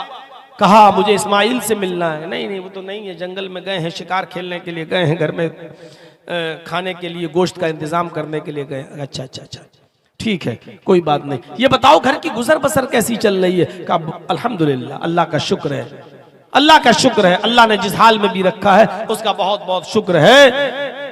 अल्लाह रब्बुल आलमीन भूखा उठाता जरूर है लेकिन भूखा सुलाता नहीं है। अल्लाह का शुक्र है कि वो हमको हर हाल में, मैं उसका शुक्रिया अदा करती हूं। ठीक, ये जाने लगे तो कहने लगे कि बेटी, जब इस्माइल घर पे आ जाए तो कहना कि एक बूढ़ा आदमी आया था, उसने तुम्हें सलाम कहा है और यह भी कहा है कि घर की चौखट बहुत अच्छी है, इस चौखट की हिफाजत करना, इस चौखट को बचा के रखना, इस चौखट में कुछ करने की जरूरत नहीं, बहुत अच्छी है घर की चौखट तुम्हारी। जब इस्माइल अलैहिस्सलाम आए तो बीवी ने पूरी बात बताई। इस्माइल अलैहिस्सलाम ने अल्लाह का शुक्र अदा किया और कहा, मेरी बीवी जानती हो वो कौन थे? वो मेरे बाप थे। सलाम करने वाला मेरा बाप, वो बूढ़ा आदमी मेरा बाप। और चौखट जानती हो? कहा नहीं। कहा वो तुम हो। मेरे बाप ने कहा है कि चौखट को सही रखना, यानी ये अच्छी चौखट है। इसका मतलब ये है कि तुमने अल्लाह ताला की नाफरमानी नहीं की है, अच्छी बात कही है। और मेरे बाप ने कहा है कि चौखट ठीक है, इस चौखट को बहाल रखना। मैं अपने बाप का हुक्म मानकर तुम्हें अपने पास रखूंगा, मैं तुम्हें छोड़ूंगा नहीं। मेरे भाइयों, इस वाक़े से अंदाजा लगाइए कि माँ बाप की कितनी फरमाबरदारी हुआ करती थी। अल्लाह ताला ने वालिदैन के ताल्लुक से फरमाया, वक़ज़ा रब्बुका अल्ला तअबुदू इल्ला इय्याह व बिल वालिदैनि इहसाना। तुम हर हाल में अल्लाह ही की इबादत करना, अल्लाह के अलावा किसी और की इबादत ना करना। व बिल वालिदैनि इहसाना, और अपने वालिदैन के साथ एहसान करना, अपने बाप के साथ अच्छा सुलूक करना, अपने वालिदैन के साथ अच्छा बर्ताव करना। एहसान कहा है। एहसान जानते हो किसको कहते हैं? व बिल वालिदैनि एहसाना, अपने माँ बाप के साथ एहसान करो, अच्छा सुलूक। एहसान के अंदर हर नेकी शामिल है, हर नेकी शामिल है। सिर्फ यही नहीं कि अपने बाप की बात मान ली बस हो गया। अगर बाप बीमार है तो उसका इलाज कराना ये एहसान है। बाप उठ नहीं पा रहा है, उसको उठाना और गोद में लेकर उसको उसके बिस्तर पे बिठाना ये एहसान है। बाप बिस्तर पे लेटा हुआ है, कह रहा है बेटे मुझे दरवाजे के बाहर कुर्सी लगाकर बिठा दो, थोड़ी देर में बाहर की हवा खाना चाहता हूं, और वो उठ नहीं पाता है। तो बाप के लिए वो कुर्सी दरवाजे के बाहर रखना और अपने बाप को अपनी कमर पे लाद के ले जाकर उस कुर्सी पर बिठा देना, ये नेकी में, एहसान में शामिल है। जरा गौर करो कि एक सहाबी अपनी माँ को जो अंधी थी और हाथों से कोड़ी थी और पैरों से लंगड़ी थी, दांत नहीं थे मुंह में, उसने कहा मैं उम्रा करना चाहती हूं, तवाफ करना चाहती हूं खाने काबा का। उसका बेटा उसको खाने काबा की तरफ ले गया। अब लंगड़ी थी तो बेचारी चल नहीं सकती थी, अंधी थी, देख नहीं सकती थी, इसलिए बेटे ने उसको अपने कांधों पर लाद लिया, अपने कांधों पर सवार कर लिया, अपनी गोद में उसको उठा लिया और पीठ पर सवार कर लिया। और उसके बाद बेटा अपनी माँ को तवाफ कराने लगा। पांचवा या छठा चक्कर था कि उनकी मुठभेड़ हजरत उमर फारूक रज़ियल्लाहु ताला अन्हु से हो गई। हजरत उमर फारूक से अस्सलाम वालेकुम, वालेकुम अस्सलाम। ये सहाबी हजरत उमर से कहने लगे अमीरुल मोमिनीन ये मेरी माँ है।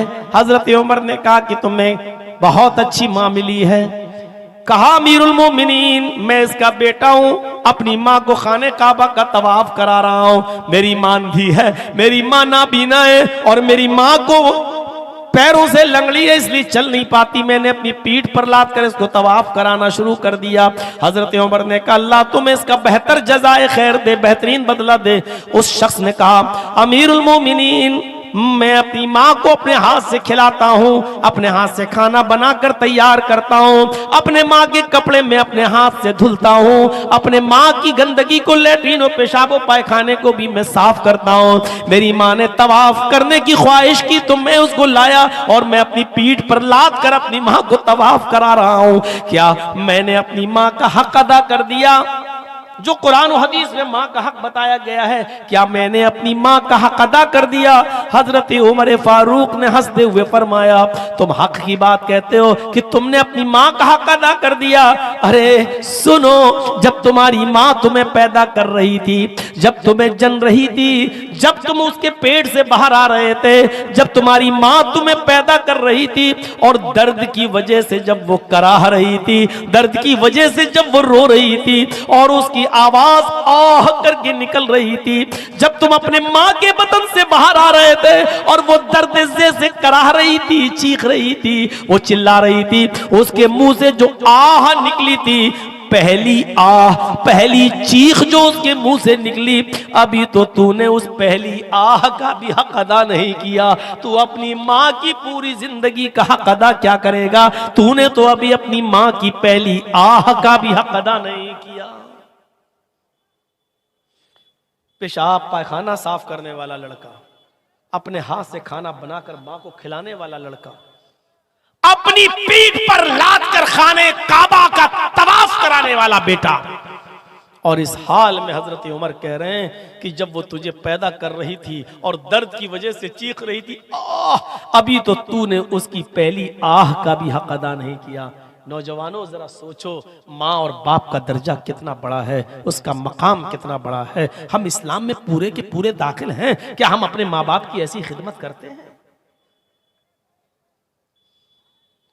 क्या हम माँ बाप की ऐसी सेवा, ऐसी खिदमत कर रहे हैं? ऐसी ऐसी औलाद, तारीख के औराक पढ़िए तो ऐसी ऐसी औलाद गुजरेगी कि बाप भी जेल में और बेटा भी जेल में। बाप की उम्र 90 साल और बेटे की उम्र 50 साल। बाप भी जेल में और बेटा भी जेल में, लेकिन दोनों पक्के नमाजी। बेटे ने देखा कि मेरा बाप जेल के अंदर है और 90 साल की उम्र है और नमाज एक भी वक्त की नहीं छोड़ता है, और मैं भी नहीं छोड़ता हूं, और जेल में ठंडा पानी मिलता है, सर्दियों की सख्त रात है, सर्दियों की इस ठंडी रात में ठंडे पानी से वुजू बनाते वक्त मेरे बाप को बार बार एलर्जी हो जाती है, नज़ला होता है, जुकाम होने लगता है, उसको फीवर आ जाता है। तो क्या करना चाहिए? उसका 50 साल का बेटा रात में ईशा की नमाज के बाद अपने बाप को बिस्तर पर सुला देता था कि तुम सो जाओ, फजर में उठना है। बाप उसी जेल के अंदर सोने लगता और बेटा तांबे के लोटे में पानी भरता, बेटा तांबे के लोटे में पानी भरता और उस पानी को, उस लोटे को अपने पेट से लगा लेता, और सुबह फजर की अजान तक, फजर की नमाज तक उस लोटे को अपने पेट से लगाए रखता कि पेट की गर्मी से पानी में कुछ गर्मी आ जाए, इस पेट की गर्मी से पानी में कुछ हरारत आ जाए। और जैसे ही फजर का वक्त होता, बेटा फौरन अपने बाप को वो पानी देता जो कदरे गर्म हो जाता, थोड़ा बहुत उसकी ठंडक मिट जाती और थोड़ी गर्मी आ जाती। कहता बेटा बाबू जल्दी से वुजू बनाइए, पानी ठंडा हो जाएगा, और उसका बाप जल्दी से वुजू बनाता। मेरे प्यारे साथियों, ये वाकया कई चीजों की तरफ इशारा कर रहा है। पहला इशारा तो ये करता है कि 90 साल के बावजूद बाप फजर तक की नमाज कज़ा नहीं कर रहा है, जेल की सलाखों में होने के बावजूद बाप नमाज का आदी है, और बेटा पूरी रात लोटे को अपने पेट से लगाकर पानी को गर्म कर रहा है कि पेट की गर्मी से पानी कुछ गर्म हो जाए। ये बाप की खिदमत का एक अनोखा वाकया है। मेरे भाइयों जरा अंदाजा लगाओ कि ऐसी औलादें आज कहां मिलेंगी, ऐसी बच्चे आज कहां हैं जो अपने माँ बाप की ऐसी खिदमत करने वाले हों, जो अपने माँ बाप की ऐसी सेवा करने वाले हों। फरमाया वला तउक़न्न वालिदैक व इन्नमा कान तखरुजा मिन अहलिका व मालिक। अपने माँ बाप की कभी भी नाफरमानी मत करना, अगरचे वो तुम दोनों को, अगरचे वो दोनों तुम्हें तुम्हारे बीवी बच्चों से दूर होने का हुक्म दे दें और मालो दौलत को छोड़ देने का ऑर्डर दे दें, इसके बावजूद तुम अपने माँ और बाप का दिल मत दुखाना और उनकी खिदमत करते रहना, उनकी नाफरमानी कभी मत करना। दो चीजें हो गई। तीसरी चीज पर आइए नौजवानों, तीसरी चीज। पहली चीज शिर्क मत करना, चाहे जला दिए जाओ या कत्ल कर दिए जाओ, पहली चीज। दूसरी चीज अपने माँ बाप की कभी नाफरमानी मत करना, और तीसरी चीज की तरफ इशारा कर रहे हैं अल्लाह के नबी माज, वला तत्रुकन्न सलातन मक्तूबतन मुतअम्मिदन। आए माज, फर्ज नमाज कभी भी किसी भी हाल में मत छोड़ना। फर्ज नमाज, ताकीद देखिए, ताकीद पर ताकीद, ला तत्रुकन्ना सलातन मक्तूबतन मुतअम्मिदन। हरगिज हरगिज कभी भी किसी भी हाल में तुम फर्ज नमाज मत छोड़ना। सलातन मक्तूबतन फर्ज नमाज, मुतअम्मिदन कसदन जानबूझकर, आमदन जानबूझकर कभी भी फर्ज नमाज कसदन मत छोड़ना। हॉस्पिटल जाना है, बाप बीमार है, जल्दी से लेके जा रहे हैं, अजान हो रही है, जल्दी से वुजू बनाइए। मस्जिद में आप जाएंगे, 15 मिनट के बाद जमात होगी, 15 बाप हालत सीरियस है, जल्दी से वुजू बनाइए, फर्ज 4 रकात पढ़िए जोहर की, और फौरन एम्बुलेंस में बैठिए और बाप को लेके जाइए, सुन्नत छोड़ दीजिए, जाइए। ये है फर्ज नमाज जो कभी भी किसी भी हाल में तुम्हें नहीं छोड़ना है। बाप बीमार, बेटा बीमार, लेकिन आप मस्जिद में जाएंगे, देर लगेगी, फिर 15 मिनट जमात का इंतजार करेंगे, देर लगेगी।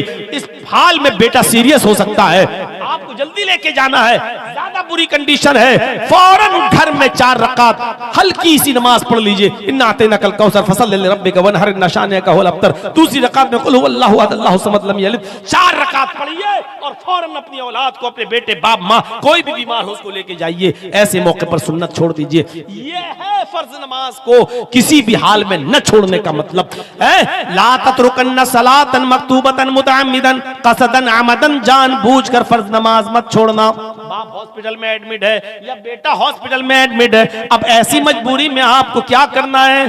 4 जोहर पढ़ लीजिए, उसी के साथ 4 असर पढ़ लीजिए। पता नहीं असर में मुझे कहां जाना पड़े, बेटे का चेकअप कराना पड़े, ये कराना पड़े, तो आप जोहर के साथ असर मिला लीजिए, या जोहर को थोड़ा लेट कर दीजिए और असर को थोड़ा पहले कर लीजिए, और दोनों नमाजें एक साथ पढ़ लीजिए। मगरिब और इशा भी आप ऐसे ही कर सकते हैं कि मगरिब के साथ इशा पढ़ लीजिए। आप पढ़ना है, लेकिन जो किसी भी कंडीशन में छोड़ी नहीं जा सकती है। फरमाया ला ततरुकन्ना सलातन मक्तूबतन मुतअम्मिदन, फर्ज नमाज को नमाज कभी भी किसी भी हाल में तुम्हें तर्क नहीं करना है, छोड़ना नहीं है, कसदन जानबूझकर। अगर छोड़ दोगे तो क्या होगा? फ़इन्न मन तरका सलातन मक्तूबतन मुतअम्मिदन फ़क़द बरियत मिन्हु ज़िम्मतुल्लाह। जो शख्स फर्ज नमाज को कसदन अमदन जानबूझकर छोड़ देता है, टाइम है लेकिन नहीं पढ़ रहा है, अजान हो रही है, रुक जाओ, इंडिया पाकिस्तान का मैच आ रहा है, आखिरी ओवर रह गया है, आखिरी ओवर देख ले तब जाएंगे। वो ओवर देखा तब तक मस्जिद में गया, जमात हो चुकी है। इसको कहते हैं अमदन और जानबूझकर छोड़ना। अमदन और कसदन जानबूझकर छोड़ना इसको कहते हैं। आप दुकान पर बैठे हैं, अजान की आवाज हो रही है, अब बेटे को फोन कर रहे, बेटे जल्दी आओ, तुम बैठो दुकान पे, मैं नमाज पढ़ने जाऊंगा। अब जब तक बेटा आ रहा है तब तक आप दुकान पे बैठ के शॉपिंग कर रहे हैं, और जब बेटा आया अब आप नमाज पढ़ने के लिए जा रहे हैं। मेरे भाइयों, जब नमाज पढ़ने के लिए मस्जिद में पहुंचे तो जमात हो चुकी है, जबकि उसूल ये था कि दुकान बंद करते, बेटे से भी कहते कि चलो नमाज पढ़ने, बाप भी पढ़ता और बेटा भी पढ़ता। मेरे भाइयों, दोनों को नमाज पढ़ना था। ये मस्जिद बन रही है इसलिए नमाज का टॉपिक उसी पर चिस्पा कर लीजिएगा, क्योंकि मस्जिद बनती ही इसलिए है कि उसमें इबादत हो, नमाज पढ़ी जाए। मस्जिद बना ली लेकिन नमाजियों से खाली रहे तो कोई फायदा नहीं। मेरे भाइयों, जरा तसव्वुर कीजिएगा, फ़इन्न मन तरका सलातन मक्तूबतन मुतअम्मिदन, अगर फर्ज नमाज को कसदन जानबूझकर छोड़ दिया, बरियत मिन्हु ज़िम्मतुल्लाह, तो अल्लाह की जिम्मेदारी खत्म हो जाती है। मर जहां मरना है, किसी भी हाल में तू रहे, अब अल्लाह की भी कोई जिम्मेदारी नहीं। फ़क़द बरियत मिन्हु ज़िम्मतुल्लाह, अल्लाह की भी जिम्मेदारी खत्म हो जाती है। एक जगह अल्लाह ताला ने कुरान में फरमाया, वमन अअरज़ा अन ज़िक्री फ़इन्न लहू मईशतन ज़न्का, मेरे जिक्र से एराज करोगे तो फ़इन्न लहू मईशतन ज़न्का, हम तुम्हारी रोजी को तंग कर देंगे, तुम्हारी रोजी को बंद नहीं कहा, तंग कर देंगे। आज बताइए, ये मसला है हमारे आपके सामने के नहीं? मौलाना साहब, बहुत पैसा कमाता हूं लेकिन रुकता नहीं है, बरकत नहीं होती है। मैं घर पे आता हूं, 1000-2000 रुपए रोज कमाता हूं, लेकिन उससे ज्यादा खर्चे हो जाते हैं, कभी कोई बीमार, कभी कोई। मेरे भाइयों, कितने लोग ऐसे हैं हमें मिल चुके हैं जो कहते हैं कि मौलाना एक महीने में हम 50-50 लाख रुपए कमाते हैं लेकिन बरकत नहीं है। गौर करें, वो ऐसा तो नहीं कि वो नमाजें तर्क करते हैं, क्योंकि जिक्र से मुराद यहां नमाज है, और अल्लाह ने कहा मन आरज़ा अन जिक्री, जिसने मेरे जिक्र से एराज किया फ़इन्न लहू मईशतन ज़न्का, हम उसकी रोजी को तंग कर देंगे, हम उसकी रोजी को टाइट कर देंगे। वो कमाएगा लेकिन बचेगा नहीं, वो कमाएगा लेकिन उससे ज्यादा उसके अपने घर के बच्चे और बीवी की बीमारी में खर्च कर देगा। वो कमाएगा 2000, खर्चा होगा उसके घर का 5000, हम उसके खर्चे को बढ़ा देंगे, हम उसकी रोजी को तंग कर देंगे। ये अल्लाह ने कहा है। नमाज छोड़ने वालों, तुम्हें किसी मौलवी से ताबीज, गंडा और घर की बरकतों के लिए कोई दुआ पूछने की जरूरत नहीं है। तुम्हारे लिए सबसे बड़ी दुआ और सबसे बड़ा ताबीज यह है कि तुम नमाज पढ़ना शुरू कर दो। नमाज पढ़ना शुरू कर दोगे, घर में खैर बरकत के दरवाजे खुल जाएंगे। नमाज नहीं पढ़ोगे, अल्लाह ने यह नहीं कहा रोजी बंद कर देंगे। फ़इन्न लहू मई, क्या कहा? फ़इन्न लहू मईशतन ज़न्का, जो मेरे जिक्र से एराज करेगा। और सुनो, एराज करना किसको कहते हैं? एक मिसाल ये भी समझा दूं आपको ताकि दिमाग में बैठ जाए।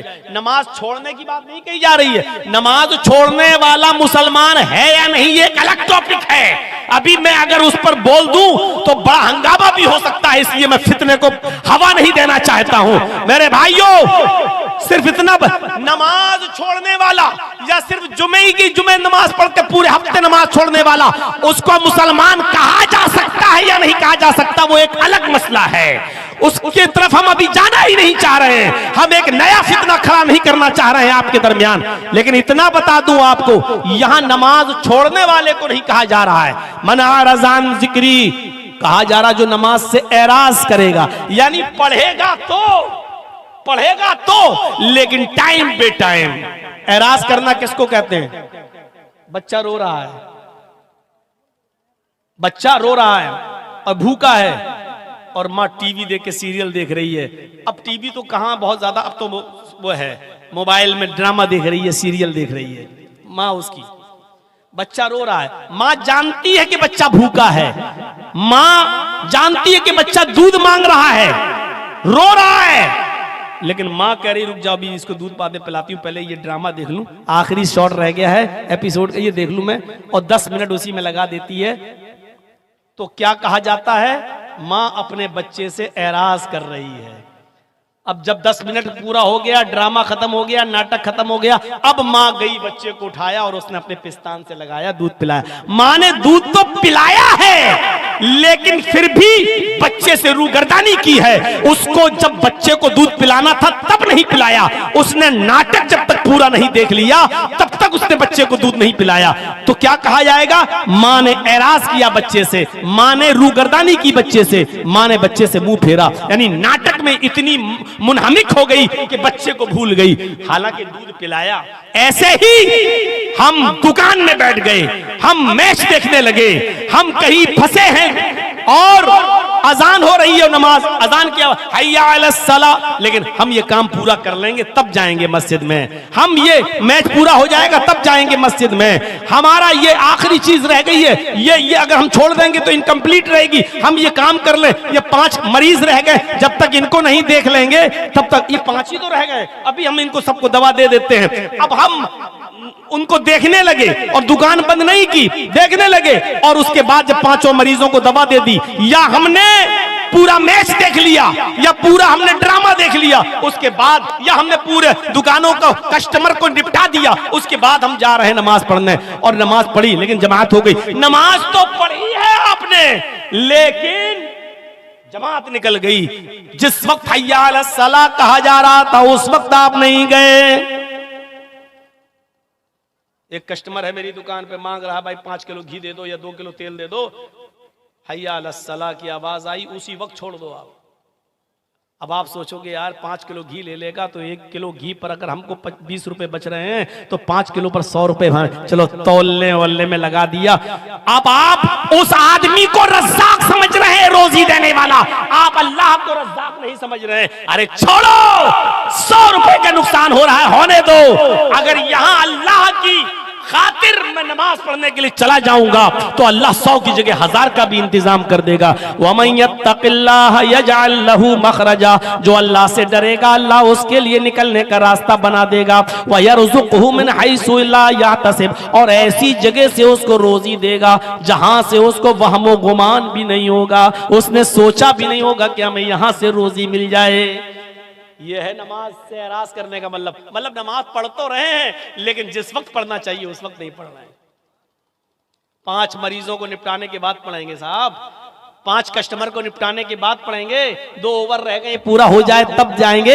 ये खेल हम खेल रहे हैं, पबजी खेल रहे हैं, फला खेल रहे हैं, जब तक ये पूरा नहीं हो जाएगा तब तक नहीं। अब आप नमाज से एराज कर रहे हैं। अल्लाह ने एराज करने वालों से कहा, छोड़ने वालों से नहीं। छोड़ने वालों का अंजाम क्या होगा वो तो अल्लाह ही बेहतर जाने। हम बता ही नहीं सकते कि नमाज छोड़ने वालों की सजा क्या होगी जहन्नम के अंदर। हम एराज करने वाले उनके बारे में बतला रहे हैं जो पढ़ते हैं लेकिन टाइम पे टाइम टाल मटोल कर है, उनके बारे में बता रहे। वमन अरज़ा अन ज़िक्री फ़इन्न लहू मईशतन ज़नका, जो मेरे जिक्र से नमाज से एराज करेगा हम उसकी रोजी को तंग कर देंगे। ये 5 वक्त की नमाज पढ़ने वालों का हाल है, जो नमाज तो पढ़ते हैं लेकिन टाइम बे टाइम, उनकी रोजी को हम तंग कर देंगे। तो बेनमाजियों की रोजी का क्या हाल होगा? अब आप कहो मौलाना साहब काफिर तो इतने हैं हिंदुस्तान में कि जिनकी गिनती नहीं है। अब आप बताओ उनको तो खूब मिल रही है रोजी रोटी, अंबानी को देखो कितना अमीर है।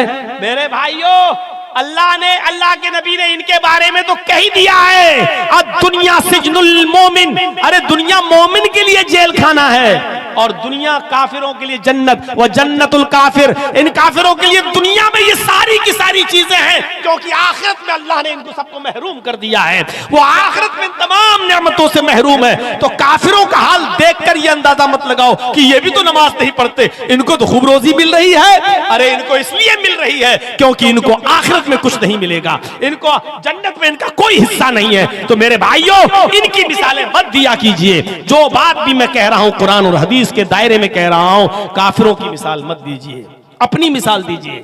नमाज छोड़ने वालों के बारे में हम नहीं कह रहे हैं, उनके बारे में अल्लाह जाने और वो जाने। मेरे भाइयों हम उनके बारे में कह रहे हैं जो नमाज तो पढ़ते हैं लेकिन अजान होते ही नहीं जाते हैं, बल्कि अपना काम निपटाने के बाद मस्जिद में जा रहे हैं नमाज पढ़ने के लिए। अजान इसलिए थोड़ी है कि अपना काम निपटा लो, अजान का मतलब हय्या अलस सलाह, आओ नमाज की तरफ, हय्या अलस सलाह, आओ अल्लाह की इबादत की तरफ, हय्या अलल फलाह, आओ कामयाबी की तरफ, आओ कामयाबी की तरफ, आओ फलाह बहबूदगी की तरफ।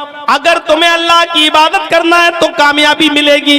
कामयाबी और फलाह बहबूदगी अल्लाह की इबादत और नमाज से जुड़ी हुई चीज है। नमाज पढ़ोगे तो कामयाब रहोगे, नमाज छोड़ोगे तो नाकाम रहोगे। इसलिए कोई भी मुल्ला, मौलवी, कठमुल्ला अगर ये कहता है कि मेरे पास चले जाओ, हम तुम्हारे घर में खैर बरकत की और तुम्हारे दुकान में खैर बरकत का ताबीज देते हैं, दुआ दे देते हैं, वो झूठा है, वो मक्कार है, वो फरेबी है, वो आपको धोखा दे रहा है। मेरे भाइयों अगर दुआओं से रोजी रोटी की बरकतें होने लगे तो मोहम्मदुर रसूलुल्लाह कभी अपने पेट पे पत्थर नहीं बांधते, कभी 2-2 महीना नबी के घर में चूल्हा बन रही होता। हजरत आयशा फरमाती है कि 2-2 महीने हमारे घर में चूल्हा नहीं जलता था। क्या अल्लाह के रसूल को दुआएं मालूम नहीं थी? ये कठमुल्ला तुम्हें ताबीज दे रहा है, 50 रुपए का और 51 रुपए का ले जाओ तो तुम्हारे घर में खैर बरकत होगी। अरे तू अपने घर में खैर बरकत कर लेना। कुछ लोग रास्ते में तोते लेके बैठे रहते, भविष्य बताता है वो तोता पर्ची निकाल के, और खुद तोते वाले को मालूम नहीं कि मेरा भविष्य क्या है।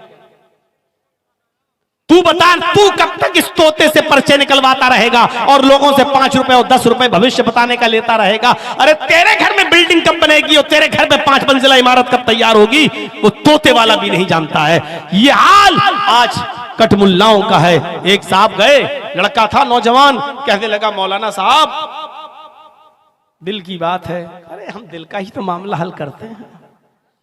का क्या बात? कहाँ एक लड़की से प्यार हो चुका है, लड़की तैयार नहीं होती है, एक तरफा मोहब्बत है, शादी मेरी लड़की भी तैयार है लेकिन लड़की का बाप तैयार नहीं। अरे क्या बात करते हो, ये ताबीज मैं दे रहा हूं, ले लो। गले में डालकर सीधे लड़की के बाप के सामने आ जाना। लड़की का बाप अपनी बेटी को लेके खुद तेरे घर पे आएगा। लेकिन तुम्हें बेटी का नाम लड़की का और लड़की के बाप का नाम बताना पड़ेगा, क्योंकि ताबीज में लिखा जाता है। अब लड़का फंस गया बेचारा। अब बड़ी मुश्किल से बताया कि हाँ उसका नाम है मरियम। ठीक है, उसके बाप का नाम? बाप का नाम मत पूछो तो अच्छा है, नहीं साहब बताओ। तो उसने कहा कि वो आप ही की बेटी है, आप अपना नाम डाल दीजिएगा। कमीने, सुअर, उठाया जूता तो मेरी बेटी से हैं? भाई जब दीन का काम था, जायज काम था, तो ताबीज क्यों नहीं दिया? और जब अपना नाम सुना कि मेरी बेटी से ये प्यार कर रहा, तो तू जूता चप्पल उठा रहा है। इसका मतलब जो चीज तू अपने लिए पसंद नहीं कर रहा है, फिर दूसरों की बहन बेटी के लिए कैसे तू ताबीज दे रहा है? कहां की शरीयत है ये? कहां का मामला है? ऐसे पाखंडियों से होशियार रहना। घर की खैरो बरकत चाहते हो तो 5 वक्त की नमाज पढ़ोगे, और नमाज पढ़ोगे तो उसमें अपने आप ये दुआ मांगोगे। जब एक सजदा करके उठोगे ना, सुभान रब्बी अला, सुभान रब्बी अला, सुभान रब्बी अला, अल्लाहु अकबर। अब आप बैठे हो, दूसरा सजदा करोगे, दूसरे सजदे से पहले बैठकर क्या दुआ पढ़नी पड़ती है? 2 मरतबा पढ़िए, रब्बिग़फिरली, रब्बिग़फिरली। बहुत आसान है। और एक और दुआ आती है, वो दुआ भी बहुत से लोग पढ़ते हैं, अल्लाहुम्मा ग़फिरली वरहमनी वहदनी वआफिनी वरज़ुक़नी। क्या दुआ है? अल्लाहुम्मा ग़फिरली, अल्लाह मेरी मग़फ़िरत फरमा, वरहमनी मेरे ऊपर रहम फरमा, वहदनी मुझे हिदायत दे, वहदनी मुझे हिदायत दे, वआफिनी और मुझे सेहत व आफियत नवाज, वरज़ुक़नी और मुझे रिज़्क़ हलाल अता फरमा। 5 वक्त की नमाज जब मुसलमान मस्जिद में आकर पढ़ेगा, और 5 वक्त की नमाज में एक रकात में 2 सजदे होते हैं, एक मरतबा उसको हर रकात में ये दुआ मांगना पड़ती है, वरज़ुक़नी मुझे रिज़्क़ अता फरमा। अगर उसने ज़ोहर की 10 रकात पढ़ी तो 10 मरतबा कहा वरज़ुक़नी। अगर उसने असर की 4 सुन्नत 4 फर्ज पढ़ी तो 8 मरतबा कहा वरज़ुक़नी। उसने मगरिब की 5 रकात पढ़ी तो 5 मरतबा कहा उसने वरज़ुक़नी। ईशा की कम से कम उसने 7 रकातें पढ़ी, 4 फर्ज 2 सुन्नत 1 वितर, तो 7 मरतबा उसने कहा वरज़ुक़नी। मेरे भाइयों गौर करो कि एक दिन में कितनी मरतबा वो अल्लाह से कह रहा है कि अल्लाह मुझे रिज़्क़ अता फरमा, अल्लाह मुझे बरकत वाला रिज़्क़ दे, अल्लाह मेरी रोजी रोटी में इजाफा दे, यानी अल्लाह मेरे कारोबार में बरकत अता फरमा। नमाज पढ़ोगे तो मिलेगी ये बरकत। तो ये तीसरी चीज थी, वला ततरुकन्ना सलातन मक्तूबतन मुतअम्मिदन फइन्न मन तरका सलातन मक्तूबतन मुतअम्मिदन फक़द बरियत मिनहु ज़िम्मतुल्लाह। जो शख्स फर्ज नमाज को कसदन जानबूझकर छोड़ देता है, फक़द बरियत मिनहु ज़िम्मतुल्लाह, तो अल्लाह की कोई जिम्मेदारी उसके ऊपर नहीं रहती है। नहीं मर्रा मरे, कटता कटे। तो ये 3 चीजें मेरी आपके सामने। अब हर मुसलमान गौर करे कि वो शिर्क से कितना बचता है, माँ बाप का कितना बड़ा फरमा बरदार है, और नमाजों का कितना बड़ा पाबंद है। क्या इस्लाम के अंदर वो पूरे के पूरे दाखिल है या नहीं है? आइए जरा लगे हाथ चौथी चीज की तरफ भी इशारा कर देता हूं, और चौथी चीज भी बड़ी हसास चीज है, हमारे मुआशरे में नासूर की तरह फैली हुई है। अल्लाह के नबी सल्लल्लाहु अलैहि वसल्लम फरमाते हैं, अए माज चौथी चीज पर गौर करो, वला तशरबन खमरन फइन्नहु रासु कुल्ल फाहिशतिन। अए माज कभी भी किसी भी हाल में शराब मत पीना, इसलिए कि वो हर बुराई की जड़ है। हमारा नौजवान तबका गौर करे कि वो कितनी शराब पी रहा कि नहीं पी रहा है। और मेरे भाइयों माफ करना, बहुत ही मौजरत के साथ, हम शराब सिर्फ पीने वाली चीज ही को नहीं समझते हैं। शराब सिर्फ पीने वाली चीज ही नहीं होती है, हम हर नशे वाली चीज को उसमें शामिल समझते हैं। इसमें बीड़ी हो, सिगरेट हो, पान हो, गुटखा हो, तंबाकू हो, खैनी हो, हर इस चीज को मैं इसी चीज में शामिल मानता हूं। इसलिए अल्लाह के नबी सल्लल्लाहु अलैहि वसल्लम ने इन तमाम चीजों के इस्तेमाल को हराम करार दिया है। अकरू मकरू ये दूसरे लोगों में होगा, हमारे यहाँ मकरू कोई चीज ही नहीं है। मेरे भाई जो इस्लाम में 2 ही चीजें, या तो हलाल है या हराम। अगर कोई चीज मकरू है तो इसका मतलब ये कि दिल चाहे तो छोड़ दो, दिल चाहे तो पी लो। तो मेरे भाइयों इसका मतलब तो ये हुआ कि वो हलाल के जुमरे में, हलाल के जुमरे में। तो इसलिए ये कहना गलत है कि ये मकरू है, मकरू नहीं है। शराब को हाथ मत लगाना, फ़इन्नहु रासु कुल्ल फ़ाहिशतिन, हर बुराई की जड़ है। शराब सिर्फ बुराई नहीं है, बल्कि एक शराब के पीने के बाद दूसरे गुनाह करने का भी, यानी शराब पीना खुद एक गुनाह, लेकिन शराब पीने के बाद और भी गुनाह होने लगते हैं। शराब पी के टुन घर में घुसे, माँ करी मना किया था फिर पी के आया, और तेरी माँ का, तेरी में अपनी माँ को ही माँ बहन की गाली, अपनी बहन को भी गाली, बाप को गाली, भाई को गाली, और ऐसी गंदी गंदी गाली जो तू नशे में देता है, जिसको कोई मर्द भी सुनना गवारा नहीं करता, तेरे घर की औरतों को सुनना पड़ता है। हजरत उस्मान गनी रज़ियल्लाहु ताला अन्हु से रिवायत है कि एक पुराने जमाने का वाक़या अल्लाह के नबी सल्लल्लाहु अलैहि वसल्लम ने बयान किया कि एक बड़ा नेक आदमी था, बहुत इबादत गुजार आदमी था, सुनन नसई की रिवायत है। बहुत नेक और परहेजगार आदमी था और हर तरीके के गुनाह से बचा हुआ था, लेकिन कपड़े का बिजनेस करता था। अपने सर पर कपड़ा लाद कर मोहल्ले मोहल्ले गांव गांव जाकर कपड़ा बेचता था।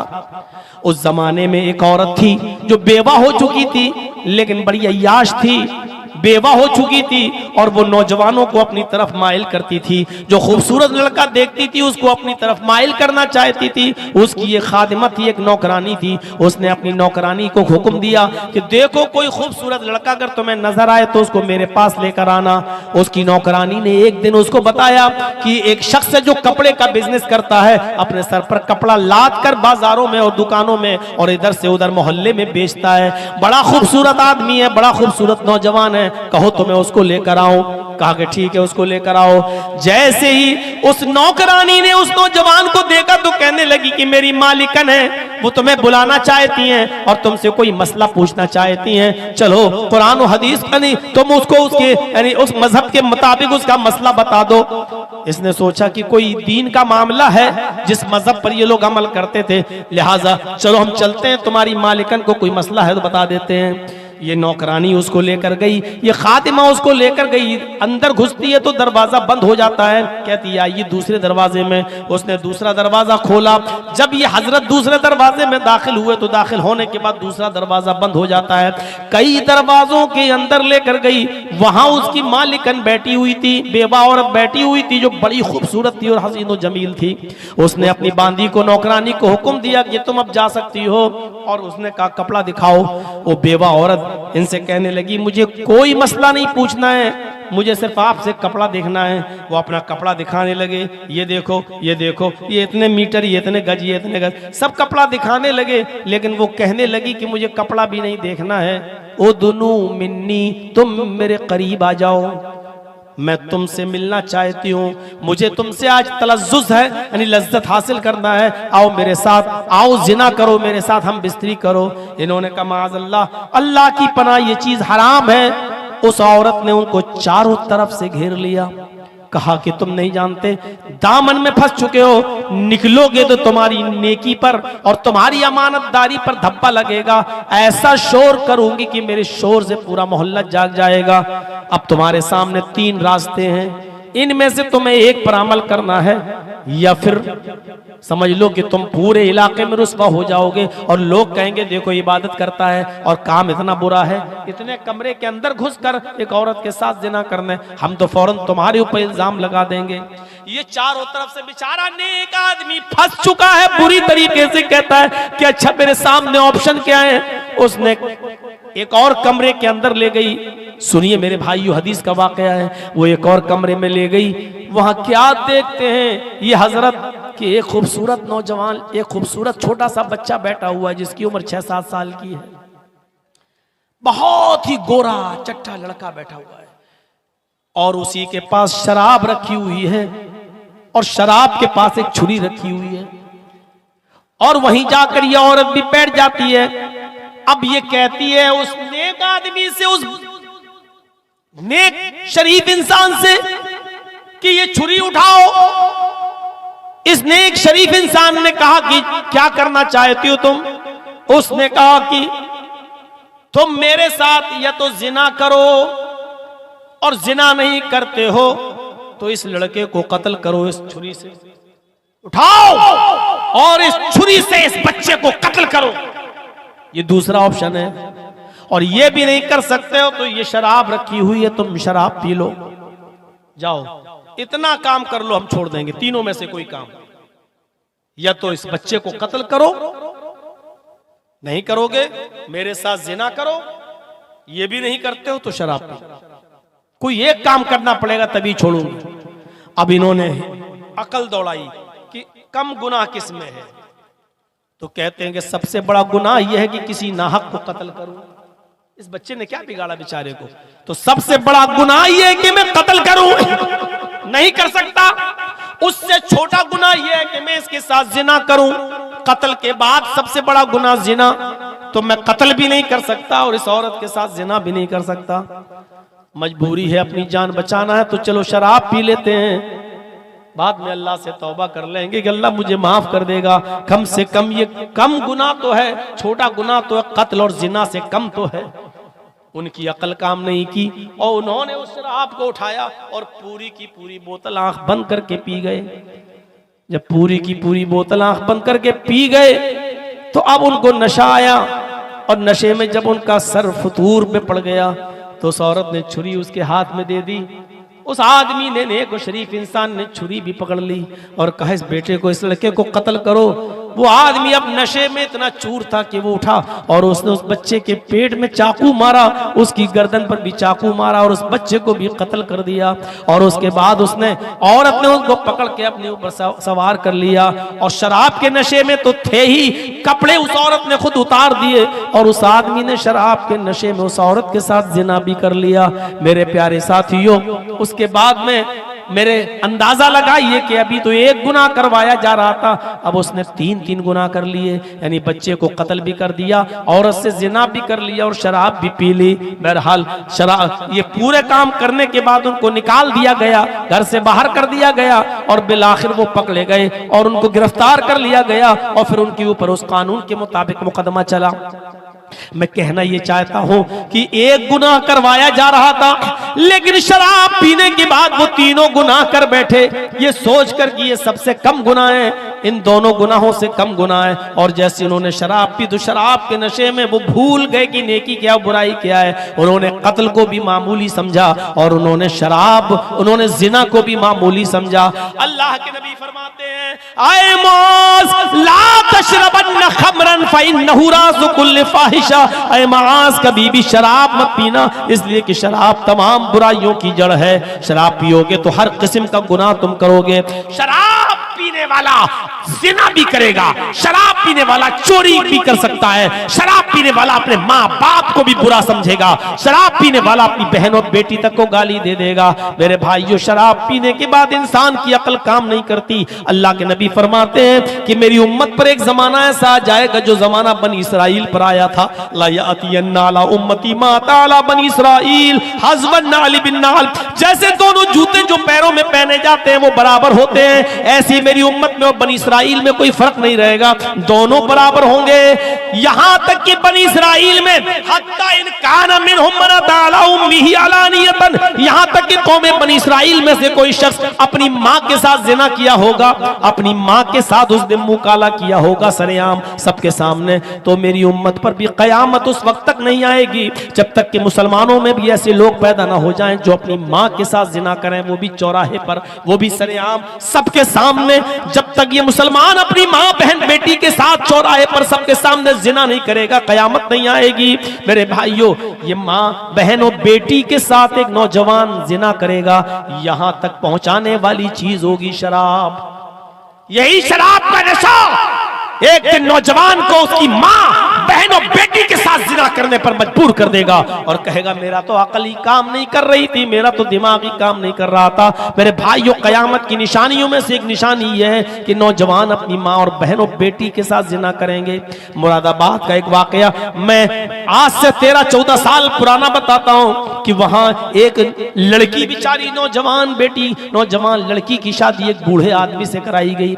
जब रीजन पूछा गया तो पता ये चला कि इस कुंवारी लड़की से इसके बाप ने जिना कर लिया था। इसके बाप ने जिना कर लिया था और उस लड़की के पिस्तान से दूध आना शुरू हो गया था।